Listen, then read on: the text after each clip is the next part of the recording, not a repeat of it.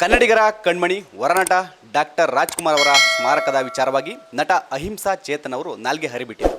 ಇದೇ ವಿಚಾರವಾಗಿ ಮಾತನಾಡೋದಕ್ಕೆ ನಮ್ಮ ಜೊತೆ ಹಿರಿಯ ನಿರ್ಮಾಪಕರು, ಚಲನಚಿತ್ರ ವಾಣಿಜ್ಯ ಮಂಡಳಿಯ ಮಾಜಿ ಅಧ್ಯಕ್ಷರು ಸಾರಾ ಗೋವಿಂದ ಸರ್ ನಮ್ಮ ಜೊತೆ ಇದ್ದಾರೆ. ಅವ್ರನ್ನೇ ಮಾತಾಡಿಸ್ತೋಗೋಣ. ಸರ್, ಮೊದಲನೇದಾಗಿ ಅಹಿಂಸಾ ಚೇತನ್ ಅವರಿಗೆ ಈ ವಿಚಾರ ಬೇಕಿತ್ತ ಅಂತ? ಅಲ್ಲ, ವಿವಾದನ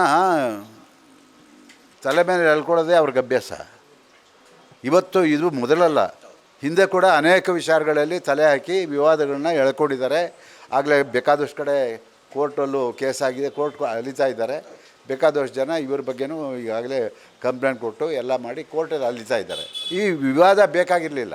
ಯಾಕೆಂತ ಹೇಳಿದ್ರೆ, ವಿವಾದ ಮಾಡ್ಕೊ, ನಿನ್ನ ಬೆಳವಣಿಗೆಗೆ ನೀನೇನಾದರೂ ಒಳ್ಳೆ ಹೋರಾಟ ಮಾಡಿ ಸಮಾಜದಲ್ಲಿ ಒಬ್ಬ ಒಳ್ಳೆ ವ್ಯಕ್ತಿಯಾಗಿ ಬೆಳೆಯೋದಕ್ಕೆ ನೀನೇನು ಬೇಕಾದ್ರೂ ಮಾಡು. ಹಾಗಂತ ನೀನು ಬೇರೆಯವ್ರ ಹೆಸರು ಹೇಳ್ಕೊಂಡು ಬೆಳೆದುಬಿಟ್ಟು ಅವರಿಗೆ ಒಂದು ರೀತಿಯ ತೇಜೋವಧೆ ಮಾಡುವಂಥ ಕೆಲಸ ಮಾಡ್ತಿದೆಯಲ್ಲ, ಇದನ್ನು ನಾವು ಯಾರೂ ಸಹಿಸ್ಕೊಳ್ಳೋದಿಲ್ಲ. ಸರ್, ಒಂದು ವಿಚಾರ ಏನಂತಂದರೆ, ಈ ವಿಚಾರದ ಬಗ್ಗೆ ಮಾತನಾಡಬಾರ್ದಾಗಿತ್ತು. ಯಾಕೆಂತಂದರೆ ಸ್ಮಾರಕದ ವಿಚಾರ ಅದು ಕನ್ನಡಿಗರ ಒಂದು ಆಸ್ತಿ ಇದ್ದಂಗೆ, ಕನ್ನಡಿಗರ ಆಸ್ತಿ, ಅದು ಬರೀ ರಾಜವಂಶದ ಆಸ್ತಿ ಅಲ್ಲ. ಆ ಥರ ಇದ್ದದಕ್ಕೆ ಇವರು ಅದನ್ನು ಒಂದು ಹೇಳಿಕೆ ಕೂಡ ಕೊಟ್ಟಿದ್ದಾರೆ. ಕಮರ್ಷಿಯಲ್ ಅನ್ನೋ ಪದ ಬಳಕೆ ಮಾಡಿದ್ದಾರೆ. ಅಲ್ಲಿ ಕಮರ್ಷಿಯಲ್ ಅನ್ನೋದು ಏನು ಮಾಡ್ತಿದ್ದಾರೆ? ಅಲ್ಲಿ ಏನು ಬಂದಂಥ ಫ್ಯಾನ್ಸ್ಗೆ ಟಿಕೆಟ್ ತಗೊಂಡೇನು ಬಿಡ್ತಿಲ್ಲ, ಅಲ್ಲಿ ಕಮರ್ಷಿಯಲ್ ವ್ಯವಹಾರ ಏನು ಮಾಡ್ತಾಯಿಲ್ಲ. ಇವರು ಯಾಕೆ ಅದನ್ನು ಬಳಸಿದ್ರು? ಇದೆಲ್ಲ ಮುಟ್ಟಾಡ್ರ್ ಮಾಡೋ ಕೆಲಸ. ಅವ್ರಿಗೇನಾದ್ರು ಆ ವಿಚಾರಧಾರೆಗಳು ಗೊತ್ತಿದ್ದರೆ, ರಾಜ್ಕುಮಾರ್ ಅವ್ರ ಸಮಾಧಿ ಅಂತ ನಾವೇನು ಹೇಳ್ತಾ ಇದ್ದೀವೋ, ಆ ಸಮಾಧಿನ ಜನ ಸಮಾಧಿ ಅಂತ ಕರೆಯಲ್ಲ, ಅದು ರಾಜ್ಕುಮಾರ್ ಅವರ ಪುಣ್ಯಭೂಮಿ ಅಂತ ಹೇಳ್ಬಿಟ್ಟು ಕರೀತಾರೆ. ಒಂದು ಸಾರಿ ಹೋಗಿದ್ದೀಯಾ ಅಲ್ಲಿಗೆ? ಅದನ್ನು ನೋಡಿದೆಯಾ? ಅದು ಕಮರ್ಷಿಯಲ್ ಬಿಲ್ಡಿಂಗ್ ಜಾಗ ಮಾಡಿದಾರ? ಅಲ್ಲಿ ಯಾರಿಗಾದ್ರು ಬಾಡಿಗೆ ಕೊಟ್ಬಿಟ್ಟು ಏನೋ ಅಂಗಡಿ ಬೇರೆ ಬೇರೆಗಳನ್ನ ನಡೆಸ್ತಾ ಇದ್ದಾರಾ? ಇಲ್ಲ. ಅಲ್ಲಿ ಬಂದವರು ರಾಜ್ಕುಮಾರ್ ಸಮಾಧಿ ಹತ್ರ ಬಂದು ಮದುವೆ ಆಗ್ತಾರೆ. ಅವ್ರ ರೀತಿ ಆದರ್ಶಗಳನ್ನು ನಾವು ಪಾಲನೆ ಮಾಡಬೇಕು, ಅವ್ರ ಥರ ನಾವು ಬದುಕಬೇಕು, ಅವ್ರ ಥರ ನಾವು ಜೀವನ ಮಾಡಬೇಕು ಅಂತ ಆ ಸಮಾಧಿ ಮುಂದೆ ಮದುವೆ ಆಗೋದನ್ನು ನೋಡಿದ್ದೀರಾ? ಎಲ್ಲಾದರೂ ನೋಡಿದ್ದೀರಾ? ಅದು ರಾಜ್ಕುಮಾರ್ ಸಮಾಧಿ ಮುಂದೆ ಆ ಕೆಲಸ ಆಗ್ತಾಯಿದೆ. ಅದಾದರೂ ಗೊತ್ತಾ ನಿನಗೆ? ಗೊತ್ತಿಲ್ಲದೇ ಏನೇನೋ ಮಾಡಿ ವಿವಾದಗಳನ್ನು ಮೈ ಮೇಲೆ ಎಳ್ಕೊಳ್ಳೋದೇ ನಿನ್ನ ಅಭ್ಯಾಸ. ಮೈ ಮೇಲೆ ಎಳ್ಕೊಂಡು ಒಂದು ಸಾರಿ ತಪ್ಪಾಯಿತು ಅನ್ನೋದು, ಇನ್ನೊಂದು ಸಾರಿ ಇಲ್ಲ ನಾನು ತಪ್ಪಾಗಿತ್ತು ಅಂತ ಕೇಳಲ್ಲ ಅನ್ನೋದು. ಆವಾಗ ಏನಂತಾರೆ, ನಿನ್ನ ಒಬ್ಬ ಅರೆ ಹುಚ್ಚ ಅಂತಾರೆ. ಅರೆ ಹುಚ್ಚನೇ. ಯಾಕೆಂತ ಹೇಳಿದ್ರೆ, ಉದ್ಯೋಗ ಇದ್ದದ್ರು ಏನು ಮಾಡ್ತಾರೆ ಹೇಳಿ? ನಿರುದ್ಯೋಗಿಗಳಿಗೆ ಏನೂ ಇಲ್ಲದೆ ಹೋದರೆ ಇಂಥವನ್ನೆಲ್ಲ ಮಾತಾಡ್ತಾರೆ. ಯಾಕೆ ಅಂತ ಹೇಳಿದ್ರೆ, ಪ್ರಚಾರಕ್ಕೆ ಬರಬೇಕು, ಯಾರಾದರೂ ನಾನು ಕರೆದ್ಬಿಟ್ಟು ಕೆಲಸ ಕೊಡಬೇಕು.